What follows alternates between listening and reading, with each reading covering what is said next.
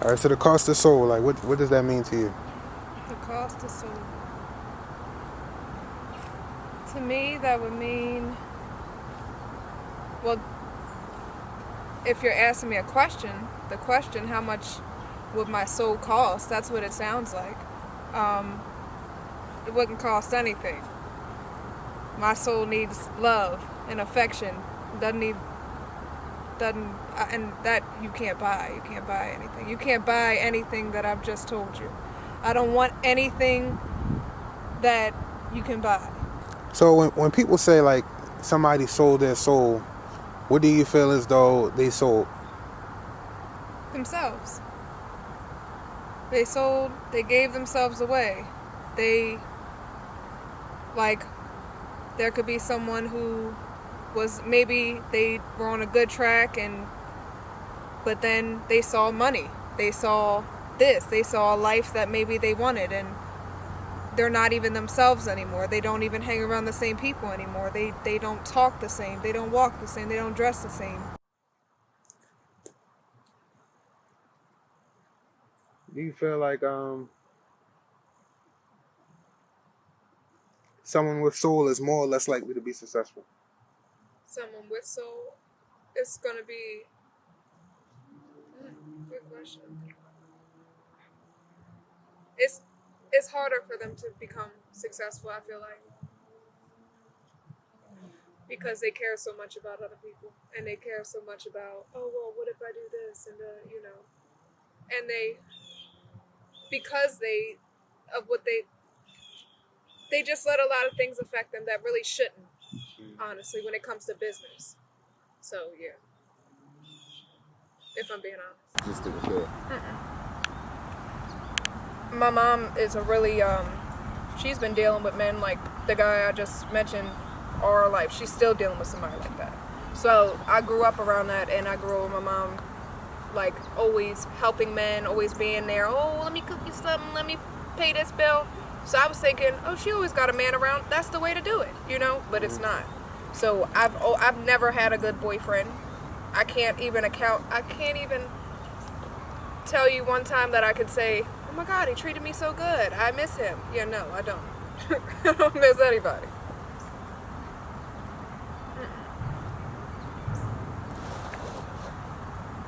That's deep. That's deep. Yeah. Like, what would it take for you to miss somebody? Like, what was lacking?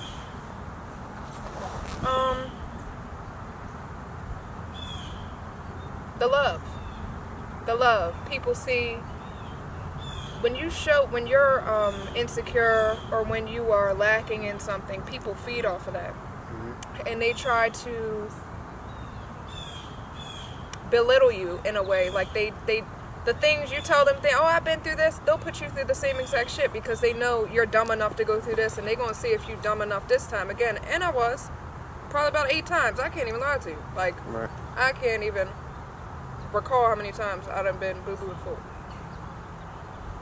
But it's okay. Because I'm here now. So, fuck the matters. You would say that you love self now, right? Yes. I Yeah, love so- myself. And that's something I never, ever had before. I used to be like, I love people.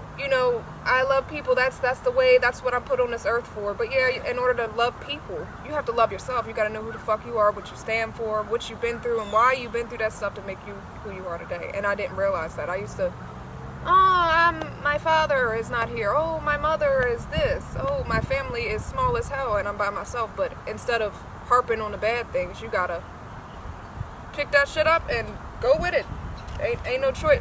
And that's why you have the crackheads. That's why you have the fiends, the homeless people, because they let that shit get to them and make them. They didn't believe in themselves. That's all it is. You gotta believe in yourself, no matter what you go through. So, can we get your name though? Alayja. And where you from? Baltimore, Maryland. Born and raised? Born and raised, yes. Born and raised. And what's it like coming up in Baltimore? You gotta be strong. It's different. which I'm sure is different for everybody, but my experience was, it's hard. You know, you see a lot of people around you not doing anything, so you think like, oh, they're getting by with not doing anything, but then you really see like, it's because they don't want to do anything. So you gotta really, really get some strength in believing yourself in this city. Like, if you don't believe in yourself, you're gonna fall to shit. Like, and that's just what it is, because you see it every day. I've seen girls that I went to high school with, junkies now. I'm talking 25 years old, like looking like somebody's grandmother, you know. Damn. Yeah. What do you feel like led them to that? Like, do you feel like if they would have hung around different people, they would be different? Or do you feel like that was kind of written for them? Nope. It's all up to them. I feel like it's different for everybody. Me personally, I hung around the worst people that there are, and I turned out like this. So I still hang around them people, you know. We might chop it up, smoke some weed, whatever, drink, but I gotta have good people around me in order to do good things. When you have a family that's not really showing you any love, you go out seeking it. You know, you seek it on the street, you seek it from a gang, you seek it from wherever the fuck you can. And then they wind up feeling like them people love them. They see them actions that they are showing, so that they think that's love, and then that's how they grow up. Everybody has a chance. You just got to give yourself one. I feel like that's what it is. You got to believe in yourself. That's the easiest way to say it. And once you get in the mindset of thinking that that's love, like, how can somebody like that recognize love from that point? Until something happens to them where they realize, damn, that was not love. Like, they make them shoot somebody for something, or they make them rob somebody, or you got to do this. That ain't love, you know. And then when it hurts you, when something really hurts you, and you know, you realize that somebody's turned you against your morals, your character, who you are, that's not love. And I hope, you know, they realize that, because that's when I realized it. So would you say love is having a soul? I love my cat. I mean, I don't know if my cat has a soul, but I think the way that you show love, you have to have a good spirit about yourself. It takes experiences, you know. It takes enough crying and fighting yourself and getting fired from jobs for you to realize, like, okay, something's wrong with you, you know. Like, it's not everybody else. There's something wrong with you. And I had to realize that. I've gotten fired from so many jobs because of I let my outside life interfere with my job life, and that shit is real. You can't do that. No matter, I don't care if it's McDonald's. You have to keep that shit outside of it. You have to. It's the only way you're gonna prosper. So I put myself with men who need help, who need, you know, they might not come at you like, I'm broke. They're gonna come at you like, I got this and that, but then you start peeling the layers off and you realize, oh wow, they really are struggling with this. Mm-hmm. So then you feel compelled to help them with this. But when you have a man who has everything, you know, like me, I'm not used to that. I don't know. I'm used to, oh, you want to come over my house. You know, where's your house? Oh, you want to ride my car? Where's your car? You know, you got a job, but you only work 20 hours a week. What the fuck is that? You know, so me dealing with a man who is on my level is just something that I'm scared of, because I don't know what I'm going to face. I'm used to arguing about me being the boss of everything, not somebody being like, you're too hard-headed, you don't want me to help you, you know? Childhood was rough. I grew up... Where did we grow up? I know I was in a lot of, like, shelters because my mom was always getting kicked out of, like... We were always on Section 8, that's one thing I do know. We were always on Section 8, and we were going to shelters a lot, and then at one point I lived with my grandma when I was 4. I lived with her until I was probably about maybe 8, and then my mom finally got a place, but it was with me, her, and my grandma. And, you know, I remember when I was younger, there used to be this thing, it was like kitchen closed, like you couldn't go in the kitchen like past, like, I think it was like 9 o'clock. I don't care what time or what day it was. I think that was like till I was like 14. You know, we moved so much. I went to, I think, 3 different elementary schools, 2 different middle schools, and 2 different high schools. But still somehow graduated a year early from high school, like, you know, and it's just, Right. that's just how that worked, and I don't know how. It was rough. It's pretty rough. It's just me and my mom. My father's not around, but I did have my stepfather. But her and my stepfather weren't together, so they had two different houses. And she would just have always like strange men coming in the house and things like that. And that's just what it was, always. It never was like peaceful.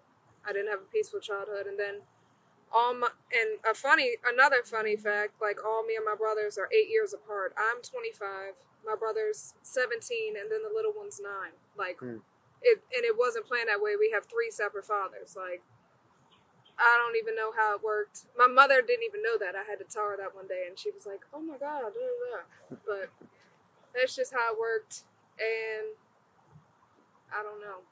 Just growing up, being a big sister, I gotta represent it for the family. I'm the first person to go to college in my family. I'm the first person to finish high school. My mother did not finish high school. My grandmother did not finish high school.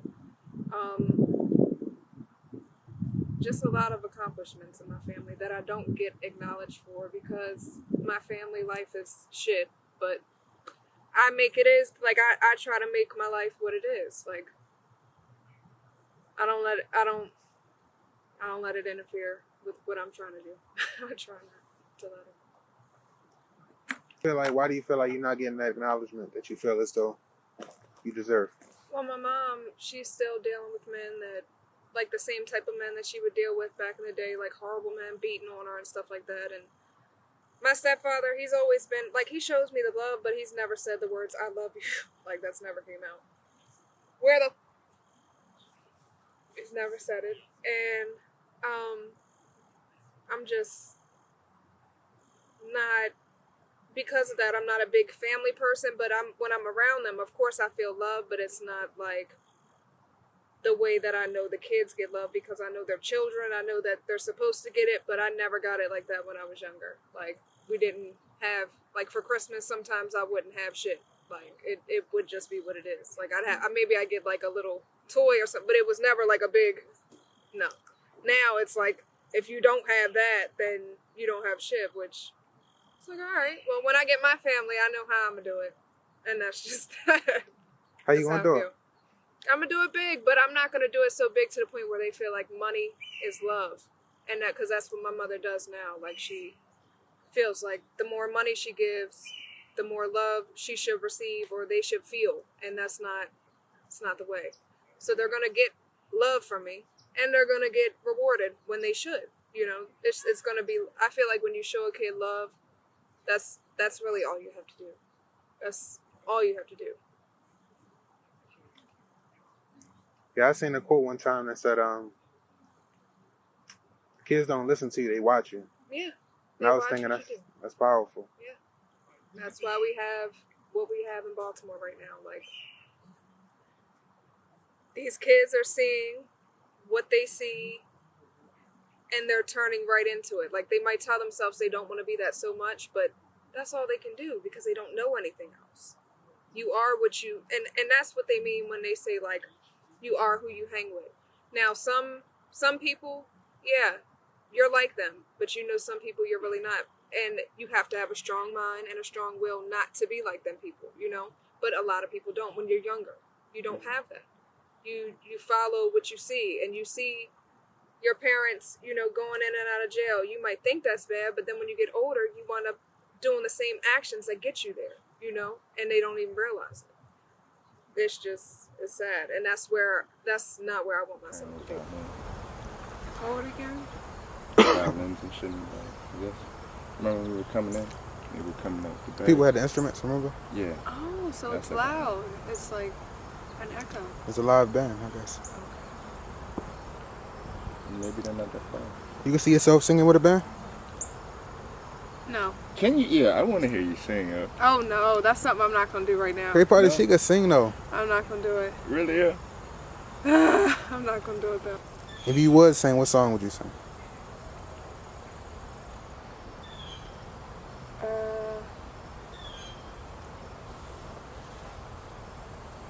Lesson learned. Alicia Keys.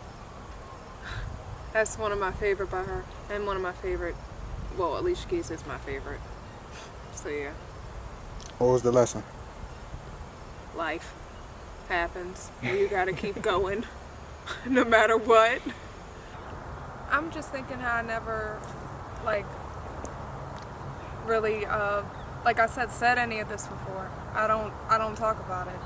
I just do it because I feel like people, when they see me, I don't want them to see, oh, she's been through that, she's been through this.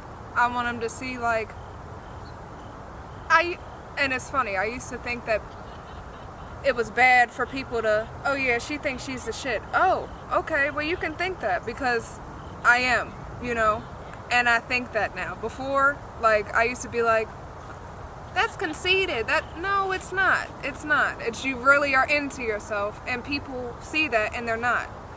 And people hate on that. Because I used to. I used to be a hater, but now I'm not. That's powerful though.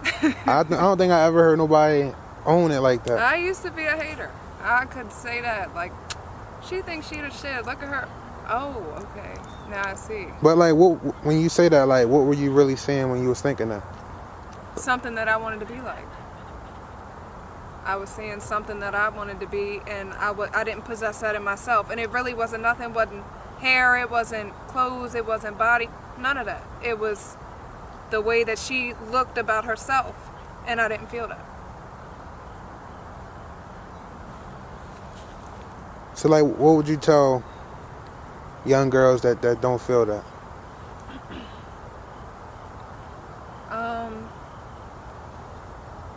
It's okay to be alone. If you're around people that don't make you feel good the way that you are, then don't be around them. There's nothing wrong with being who you are, and that means in every which way or form. The way you want to wear your hair, the way you want to dress is perfectly fine, and you got to tell yourself that. Don't do anything for anybody else. So like, how do it feel knowing that one day there's gonna be girls watching this and they just gonna be inspired by your story? Like, that's what I want. Mm-hmm. That's what I want. Like I'm writing now. I'm never comfortable really on the camera, but I feel like maybe I might be in the future, whatever. But that's what I want. I want to inspire other people because I know what it's like to be down about yourself. I've been depressed. I've been diagnosed with depression. That shit, all that shit's a joke. Like, it's a joke. It's because you're telling yourself, I'm not this, I'm not that. You're looking yourself in the mirror. I'm not, no. So it's gonna feel good that one day I'm gonna touch people and be able to tell them my story, because we all have one. It's just different in little pieces, but we all gotta make it through. That's the only way. Simple as that.